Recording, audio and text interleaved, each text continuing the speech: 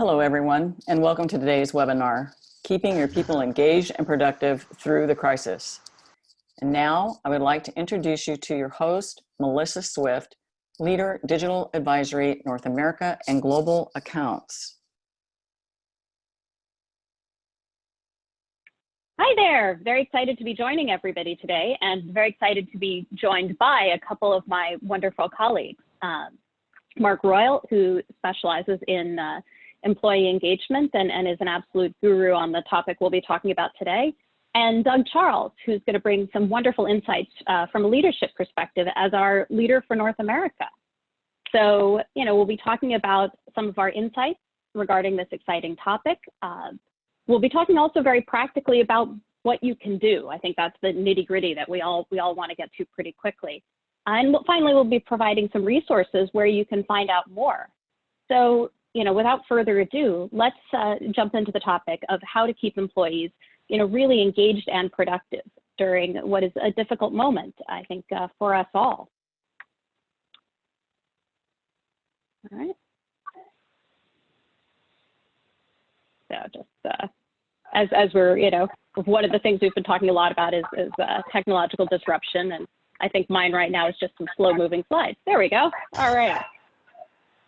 Okay, so, let's start off with, kind of what's eroding motivation right now. I think we all feel it, but let's talk about kind of what is the mechanics of that. So, Mark, maybe start off by just helping us understand kind of these ideas of engagement and enablement. I think these are very core to kind of how Korn Ferry thinks about keeping employees motivated at any time, crisis or not a crisis.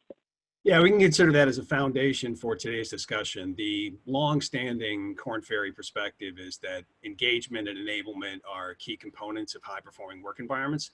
You can think of engagement as the want-to behind work and performance. Are employees committed to the organization? Are they willing to put in extra effort for the good of the organization? In difficult times, leaders clearly need engaged employees, motivated to do and deliver more, able to navigate new situations based on their alignment with organizational objectives. But engagement alone is not enough. To get the most from employees, leaders also need to enable them to channel their extra efforts productively. And you can think of enablement, by contrast, as the can-do behind work and performance. Does the organizational environment give people what they need to get things done on the one hand, and does it minimize barriers that may stand in their way? Excellent. So, if that's kind of foundationally how we think about this topic of keeping people motivated, what do the challenges look like right now? This is obviously a difficult moment. How are you thinking about what's actually kind of jamming employees up at the moment? Yeah, well, challenging situations make engagement and enablement all the more important for organizations, but unfortunately also more difficult to sustain. And as we see it in the current environment, the primary obstacles to engaging and enabling people are distraction and frustration. I'll spend a moment on both. There are many factors, as I'm sure we're all aware right now, pulling employees' attention away from their work. These distraction factors include personal challenges. We have many employees responding to unexpected childcare needs or scrambling to find groceries or certain household supplies.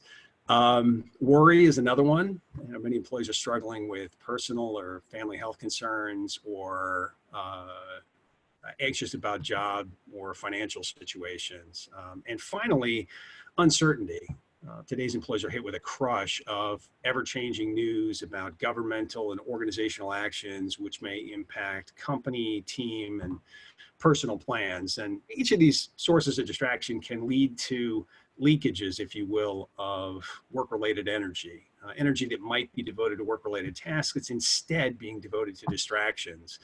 If that's happening, the result is an erosion of the benefits of employee engagement and motivation when organizations really need it most. And likewise, there are ample sources of frustration that can compromise the feeling of enablement and positioning for success on the part of employees. Many employees today, of course, faced with concerns about access to needed information and resources, unfamiliar or challenging work environments, disrupted connections with coworkers or customers, or even stalled projects and initiatives.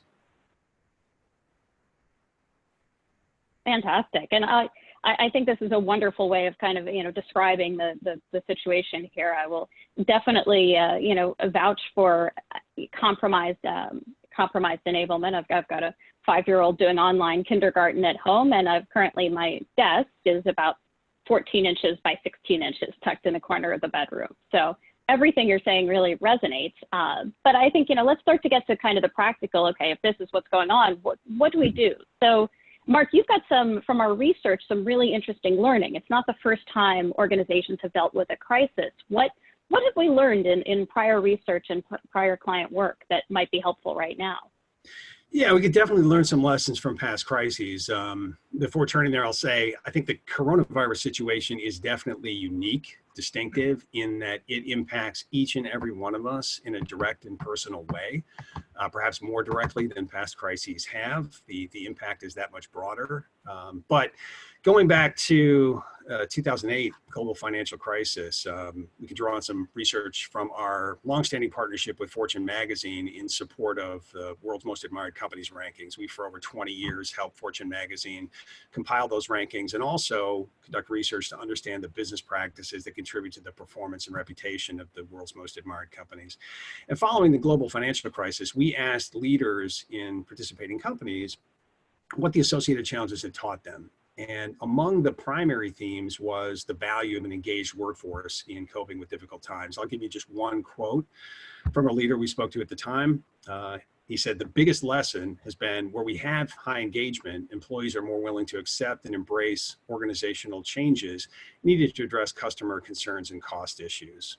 And as we dug further into the experience of most admired companies before, amid, and following the global financial crisis, we found that many of the world's most admired companies were actually emerging from the recession in a better place than they had entered it. Nearly 70% of the executives we surveyed, for instance, indicated that employee loyalty to the organization had increased as they compared post-recession to pre-recession states. And many also reported decreases in employee frustration over work conditions not conducive to success. So what are the key takeaways for us here in 2020? Well, you may be hesitant to look at your financial statements at the present moment, but now is really the perfect time, drawing a lesson of the world's most admired companies, to see the return on your investments in engaging and enabling people. A second is that while with the wrong responses, there's a risk that organizations can quickly erode, compromise commitment and productivity. With the right responses, there are opportunities for organizations to not only weather the storm, but come out better on the other side. And I think that's a key consideration as we look past the current crisis to the likely uptick in demand and activity we'll hopefully see on the backside. An engaged and enabled workforce helpful and important for navigating what we're dealing with now, but also preparing us to respond to an increase in activity going forward.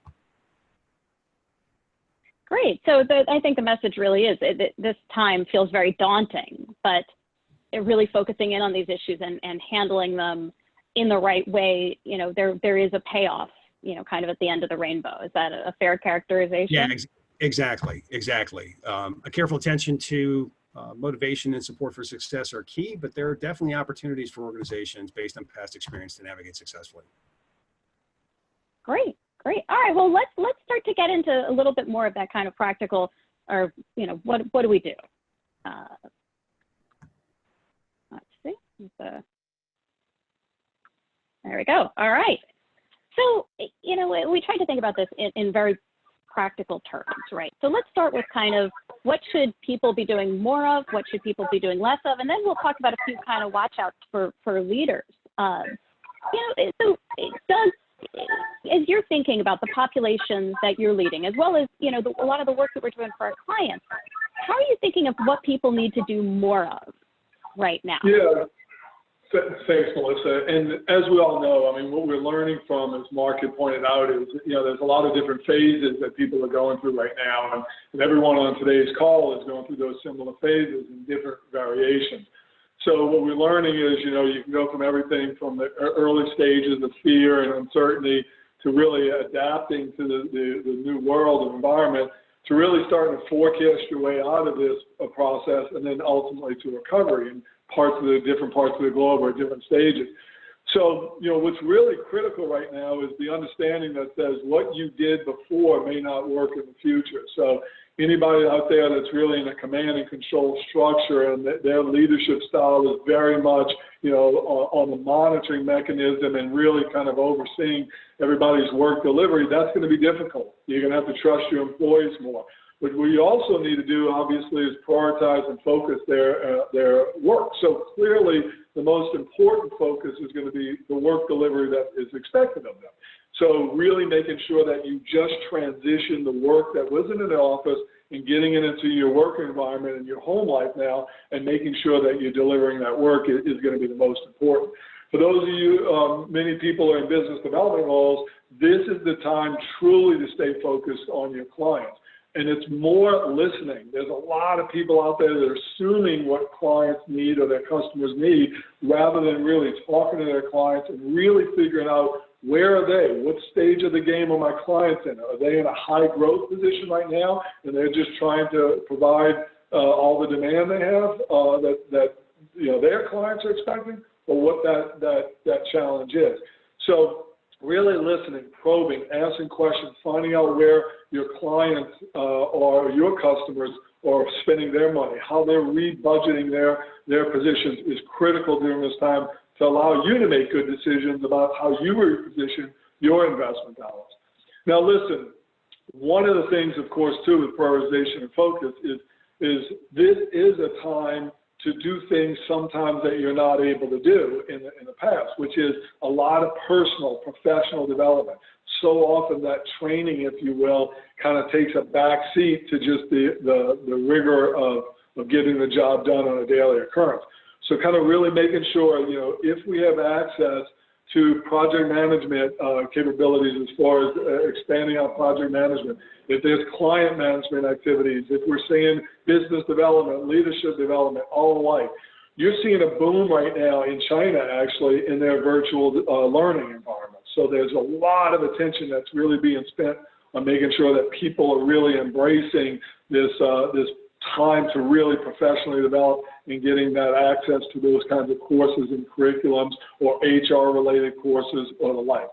So prioritization and focus, get the work done that you're expected to do, realizing that you have to do that from home, realizing in some cases that work is impossible to do from home. So how do you continue, as Mark said, to engage your employees, and through training and reaching out and furthering their career development is one way to do that.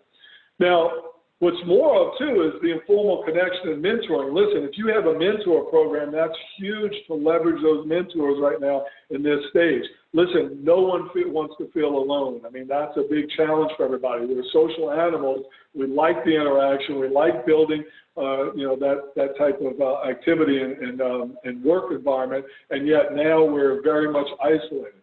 Technology can help that. I know there's a lot of applications out there that I'm sure people are using in webinars and video updates and the like to really make sure that we are informally connecting with our individuals, and that you have to encourage. What we're seeing a lot of is people are sharing more too. A lot of pictures. Did you know? Did you know you can use this? Did you know this is the case? One of the things I put here is how can leaders best enable and more and less of the situation. I'm finding myself that possibly one of the greatest values I have right now in my role, besides trying to be an inspirational leader, but is also to make sure people are sharing. I'm talking to so many people right now and learning so much about what one office is doing, what industry is doing, what a client's doing, and making sure that people realize it says, do you really know that Sally over here is doing this and this is really helping her? Or someone used this app here to really help them in a group chat, or someone's doing this with a client, so people are still spending money. Because some people kind of, they watch the TV set so much and they consider themselves so gloom and doom that they forget, Melissa and everybody, that really there's a lot of activity still going on out there, and how do we continue to capture and look forward to that future. You'll be amazed at the people who encourage and generate ideas. This is an opportunity for folks to really kind of have those moments of that really get them on their career trajectory in a great and fantastic way, because you're going to see a lot of opportunities for people to come up with great ideas, and they're going to come at all different angles in the organization. So really making sure that people understand that they have a voice, that we're asking them to participate, that we as leaders don't have all the answers. We need people who are in the field. We need people who are touching clients or that they're interacting with their employees in a new and exciting way, that they can really share that information. We could disseminate that out. But like I said, anybody that's really trying to generate a command and control aspect of things is going to have a difficulty, because you really want to develop that collaborative ecosystem. Now, listen, on planning, this is an opportunity. One of the things that I've seen some people do is to create small groups, because we are going to get out of this. We all know there's going to be a recovery phase coming. So really making sure that we're planning and forecasting and position ourselves the right way. But I've heard a number of people where they create small groups, and sometimes those small groups even competed against each other. Here's something we always wanted to fix. We always wanted to improve this process. Let's get 2 or 3 teams of 4 or 5 people working, together in their teams, and then they're all going to present their ideas, and then let's kind of vote or pick and choose from the best ones to get more people engaged, to get more people involved in this process. One other thing, and I know I'm talking fast in the spirit of time, but one thing is this is the time to really know your high potentials. Really making sure in your organization that you're leveraging and engaging your high potentials to the fullest degree. Those are the people that are going to drive the recovery for you. They're going to accelerate the recovery. It's absolutely critical you know who you can rely on, and they're going to be the leaders in this recovery phase.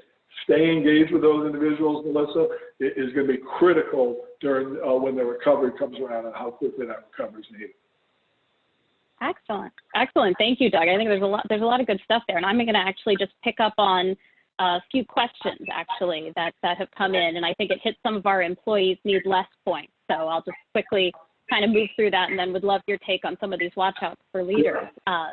So we've had folks ask kind of very specific to this crisis, what can organizations really do that's not just kind of generic, crisis management, but really kind of COVID specific. We've also had some questions about, talk about, kind of how do you figure out what to not do, et cetera, et cetera. And I think we've got some interesting tips there. I'll point to the second one, kind of the first and the second, and then ask Doug to talk a bit about the third. But what we've really seen is what's helpful to employees is kind of pulling extraneous meetings out of the calendar. I think when it's kind of given the array of personal demands on people right now, and this really is different than in 2008, let's say, that anything that's extraneous has to come out in service of kind of that other point around prioritization and focus. And second of all, a strategy that we've seen people employing really successfully right now is kind of less what we're calling scattered scheduling.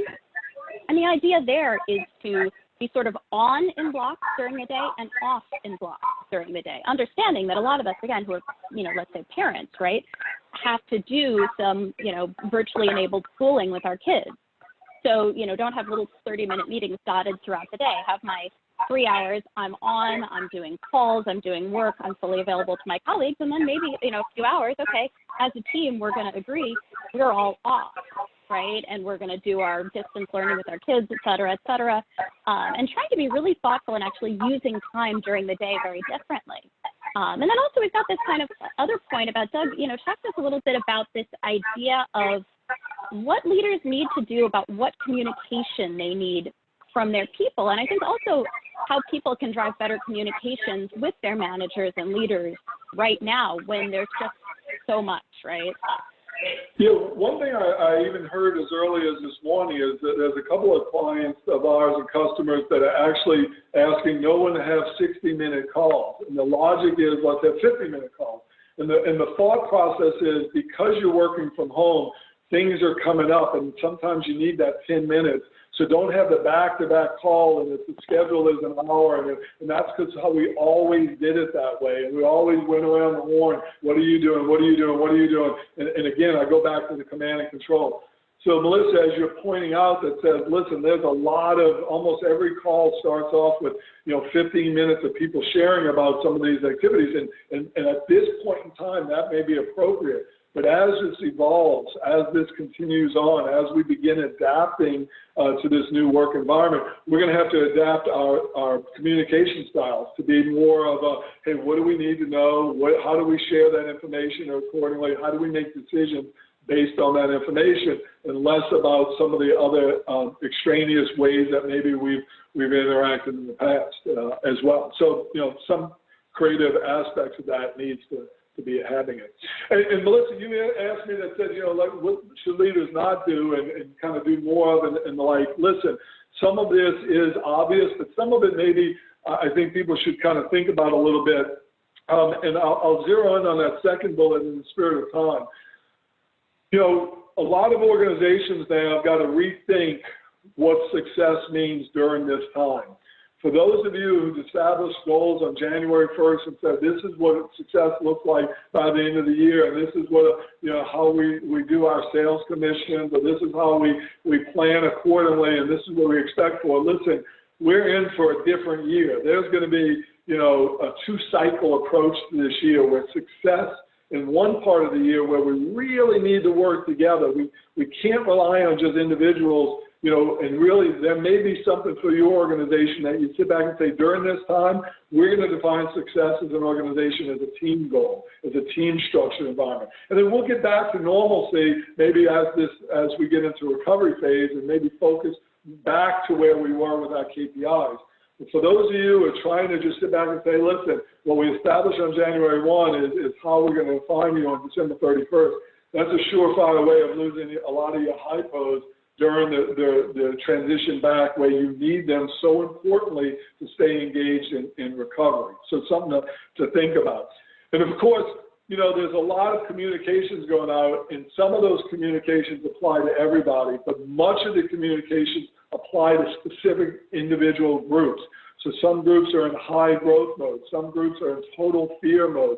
Some groups are, concerned about, the next week's paycheck. Some other groups are concerned about how their career development, on and on and on. So really trying to understand those different groups and the best way to get to them. I think this is absolutely critical for people to realize and leaders to realize it's not all on their shoulders.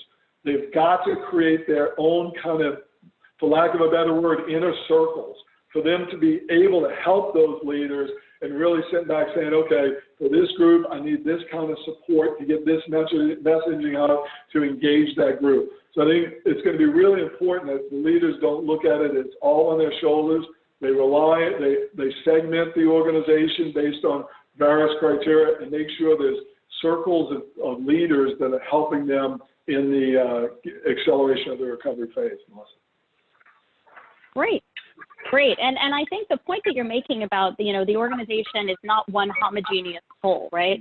It's interesting because a lot of the questions that have come through about, okay, well, this is all great with folks who can work from home, but, there are millions of workers out there who can't. So we're going to make sure as we talk through this slide that we kind of acknowledge the needs of both groups, because I think it's a fantastic call out.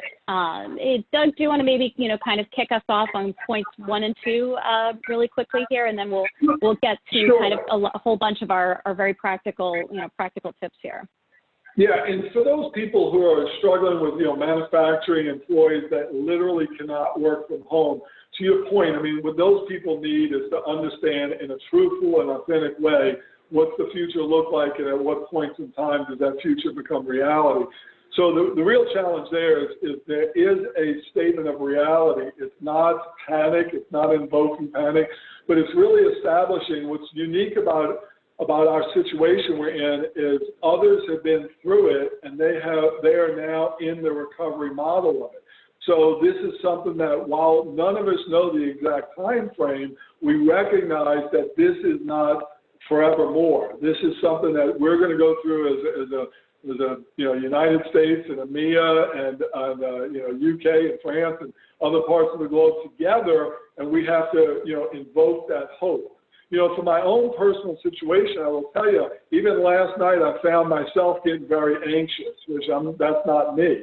But I found my anxiety heightened because there's just an inundation of what you're reading in social media and the TV and your own personal roles beyond work into your own family life.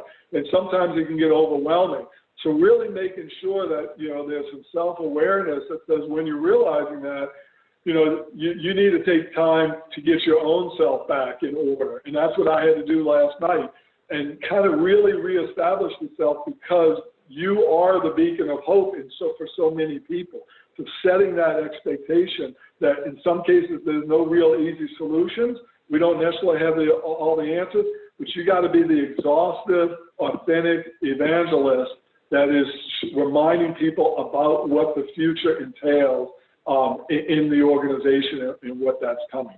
Now, listen, for the personal communications, as everybody has read, 1,000 times, I'm sure, it's frequent, it's consistent, it's personal, it's keep it simple. I think all those are relevant. I don't hear anybody right now saying, you know what, my manager's communicating with me too much, or I'm so offended because my manager reached out to me on a one-on-one basis.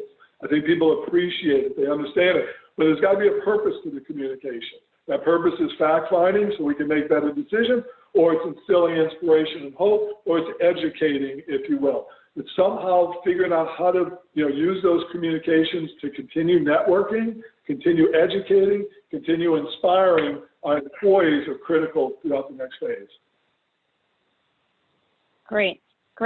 Excellent. All right, so I'm going to just quickly cover points 3 and 7 here, and then hand it back to Mark to cover the balance of this slide.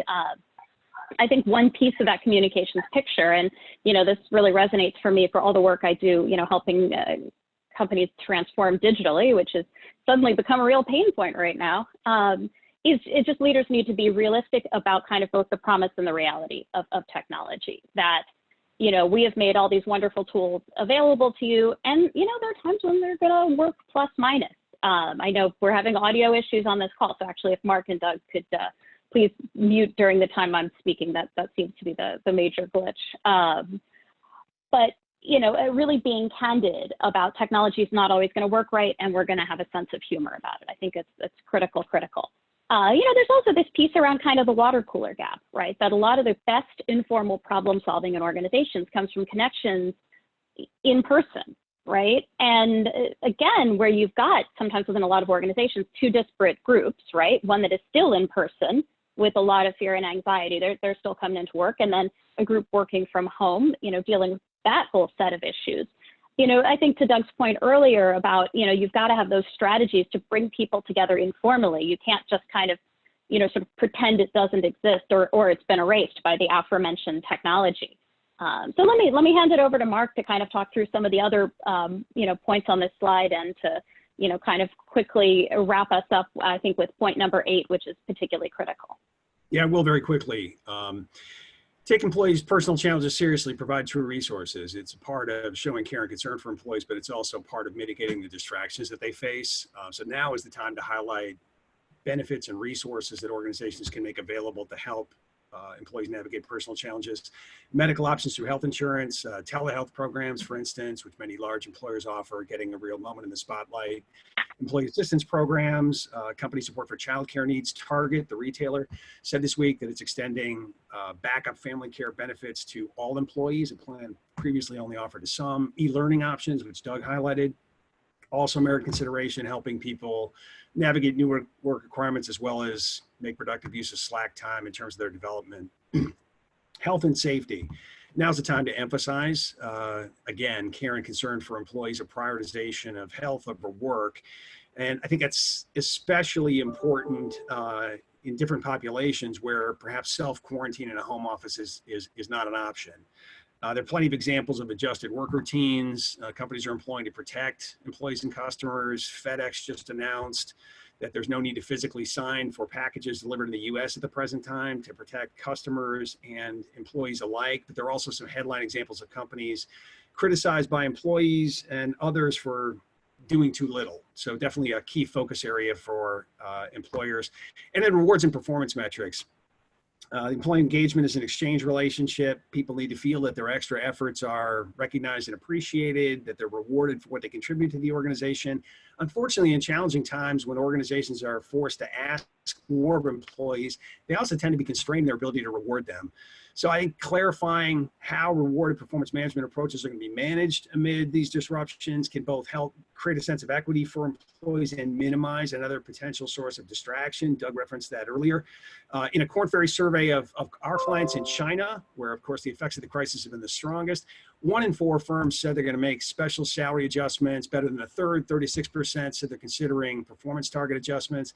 You can sign up for a session on March 24th, employing agile reward strategies for a volatile world, to get the latest Korn Ferry thinking there. And I think finally, the last point, give employees a voice. This is a time when employees carry around a lot of uncertainty. And I think in addition to communications and benefits and strategies to connect people with organizational resources, equally important is giving employees opportunities to connect and share and express concerns and anxieties that they have. There are various ways that organizations can do that, but especially frequent personal, in-person connections with leaders can be critical to help reinforce a connection between employees and coworkers in the organization at a difficult time. Great, thank you, Mark. Good fast talking, and coming from a New Yorker, that's a big compliment. I just want to, quickly go to our final slide here, which a lot of you have asked, how can I learn more? And we've had something like 70 questions. Yeah, we've just hit 70 questions. So one of the things we'll commit to is we're actually going to put out a little white paper after this, and we were going to send it out kind of today, tomorrow, and we're going to take a little bit of a pause and make sure all of your questions get incorporated and answered, because I think that's a phenomenal response. But if you see the QR code on your screen, you get your phone out, open up the camera. You can use that QR code, by taking a photo of it or clicking on the link in the chat box to visit our insights page, where we've got a wealth of information about handling this crisis. And as we said, our commitment to you is, I know a lot of questions came up that we didn't get time to answer, but we're going to answer them in writing. So thank you very much, and we really appreciate everyone joining us. It's a crisis that we're all working on together. So thank you very much.